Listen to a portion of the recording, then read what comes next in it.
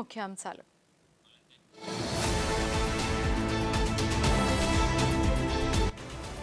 వెనిజులాలో భారీ భూకంపం, కుప్పకూలిన భవనాలు, కకావికలంగా మారిన పలు ప్రాంతాలు. భారీ విపత్తులపై ప్రధాని నరేంద్ర మోదీ విచారం, అన్ని విధాలుగా అండగా ఉంటామని భరోసా.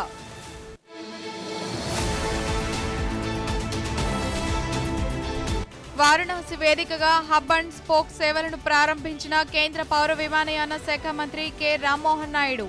విమానయాన రంగంలో భారత్ గ్లోబల్ హబ్ గా మారనుందని వ్యాఖ్య.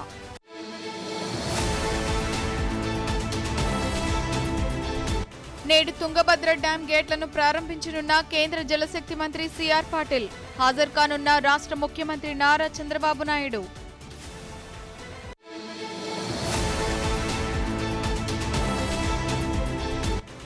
రాష్ట్ర వ్యాప్తంగా కొనసాగుతున్న ఓటర్ల జాబితా ప్రత్యేక సమగ్ర సవరణ ప్రక్రియ. 3,49,00,000 మంది ఓటర్లకు ఎన్యూమరేషన్ పత్రాల పంపిణీ.